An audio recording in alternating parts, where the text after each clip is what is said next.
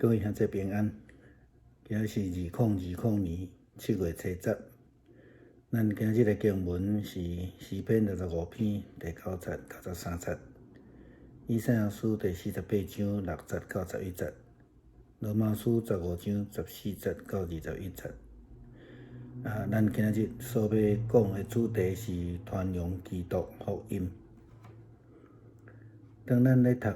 加拉太书的时阵，真有可能陷入一个迷失，好像亲像保罗咧强调家己足特别，伊得到真特别的呼召，伊所传的福音也真有特殊性。其实无论咱怎样丰富去讨论，侪角度去思考伊所讲的话的时阵，咱千万袂通袂记住，保罗咧追求的只有一项事，就是真道。伊所看重的也只有一项事，就是基督伫我内底活地福音的责任。其他对保罗来讲，拢是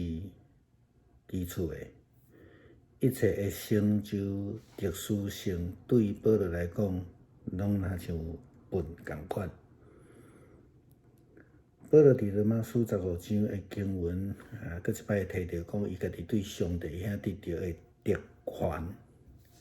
咱现代人讲到特权，总是有一寡负面的联想，好若亲像保罗得到甚物款的特别的待遇啦，但是事实上，保罗所要强调是服侍顶悬上帝的特权。保罗伫第16节的是安尼讲：，互我称做基督耶稣的奴仆，伫外邦人中做工。我亲像祭司一样宣讲上帝福音，为着要互外邦人成做圣神所献上的祭物，也是上帝所欢喜的。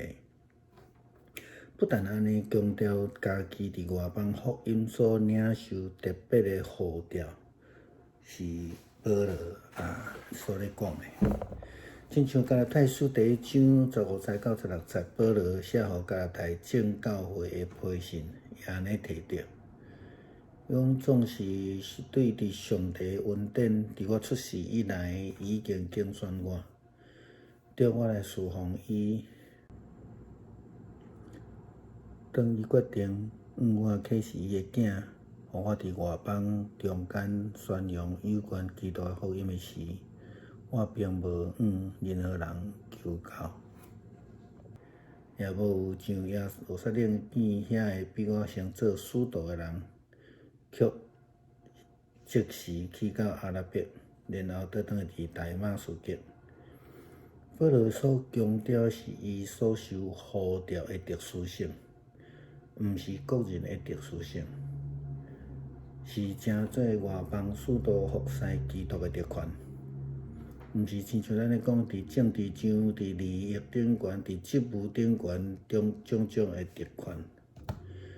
上帝预备保罗，并毋是要互对即个大马色的路上开始尔。那照经文所甲咱讲的，是对伊还未出世就已经开始。保罗用安尼来回顾并形容上帝怎样来安排呼召伊成做福音的奴仆、外邦的使徒。诗篇23篇第3节的经文安尼讲：，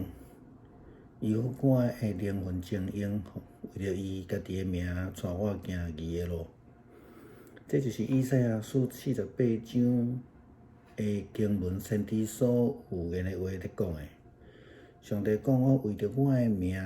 来演我的受气，为着我的名声来传扬伊，无互你无甲你来争夺。这是针对正个受掠去到巴比伦这以色列人所讲的话。然后伊佫讲我安尼做是为着我家己，我无爱为着家己的名，我的名来得到见效。无爱互别人来享受我的荣耀，为了上帝家己的缘故，上帝有言警告以色列人，互因得到应有的刑罚，像保罗一再强调，上帝透过伊的奴仆所讲这言语行为，是为着要世界传扬关于耶稣基督的福音，是为着要互遐毋捌伊的人看见，无听过伊的人来领受着上帝的救恩。这也是先知的呼召，使徒的责任。世界传扬基督的福音。对于今年初开始，全世界的教会拢咧面对教会的变革，礼拜礼仪被逼，所以就爱改变。对教会认同的形式也在改变。侪伫会众侪的教会信徒忠诚度会改变，也就是讲教会认同的赞处的程度也会改变。传福音的方式、意义以及目的的思考也被逼在改变的中间。因为这个疫情，咱面对安尼变革，到底教会要安怎来应变？应该安怎来面对？有侪无同款的方式，但是毋通袂记住有一个不变的呼召，就是借着咱的言语行为，世界传扬基督的福音。借着这个时阵，正是教会同工来学习这种新的技术知识的时阵。这是上帝互今仔日教会的特权，以及特别的呼召，敢毋是吗？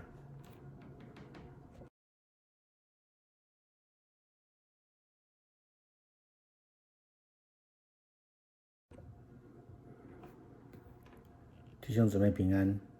今天是2020年7月10号。我们今天的经文是诗篇65篇9到13节，以赛亚书第48章6到11节，罗马书15章14到21节。我们今天要分享的主题是传扬基督福音。当我们在读加拉太书的时候，可能会陷入一个迷思，好像保罗在强调自己是非常特别，得到很特别的呼召，他所传的福音也具有特殊性。其实无论我们如何丰富的去讨论，多角度的去思考他所说的话的时候，我们千万不能忘记，保罗在追求的只有一件事，就是真道。他所看重的也只有一件事，就是那基督在我里面活着的福音责任。其他的对保罗而言都是其次的，一切的成就，一切的特殊性对他来说都是粪土。保罗在罗马书15章的经文里面也再次提到了他自己从上帝所得到的特权。我们现代人讲到特权这两个字，总是会有一些负面的想法，好像保罗得到了什么特殊待遇一样。但是事实上，保罗所强调的一个服侍上帝的特权，保罗在16节也这样提到，他使我成为基督耶稣的仆人，在外邦人当中工作，像祭司一样宣讲上帝的福音，为要使外邦人成为圣灵所献上的祭物，是上帝所悦纳的。我想不但如此，他自己特别强调他在外邦福音上所领受特别的呼召，就如同加拉太书第1章15节、16节所提到的。他给加拉太众教会的书信这样子说：但是由于上帝的恩典，在我出生以前，他已经拣选了我，召我来侍奉他。当他决定向我启示他的儿子，使我在外邦人当中宣扬有关基督的福音时，我并没有向任何人求教。也没有上耶路撒冷去见那一些比我先做使徒，却立刻到阿拉伯去，然后返回大马士革。这是保罗所强调的他的呼召的特殊性，而不是个人的特殊性，是成为外邦使徒福音服侍基督的特权，而不是在政治上、利益上或是职务上的特权。上帝预备保罗，并非从大马色的路上才开始，而是从他还没有出生，保罗以此来回顾并形容上帝如何的安排呼召他成为福音的仆人，外邦的使者。在诗篇23篇第3节，他使我的灵魂苏醒，为自己的名引导我走义路。这正是以赛亚书48章的经文，先知所预言的话语。上帝说，我为着我的名来延迟我的生气，为了我的名声来宽容你，不给你被剪除。这是针对被掳到巴比伦的以色列人所说的话。其后又说，我这么做是为了自己，我不要自己的名蒙羞，我不让别人共享我的荣耀。上帝为了自己的缘故，上帝预言警告以色列人，让他们得到应有的惩罚。正如保罗一再的强调，上帝透过他的仆人所有的这些言语行为，到处传扬关于基督的福音，为的是要让那些不认识他的人看见，没有听见过他的人领悟上帝的救恩。这正是先知的呼召，使徒的责任，到处传扬基督的福音。从今年初开始，全世界都在面对很严峻的疫情，全世界的教会也都在面对教会的变革，礼拜礼仪被迫更易，对教会的认同形式在改变当中。或许我们说的会众制的教会，信徒的忠诚度也在改变。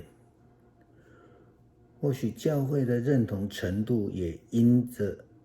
这个因素来改变。传福音的方式、意义以及目的的思维，也都被迫必须改变当中。面对这样的变革，教会应当如何因应？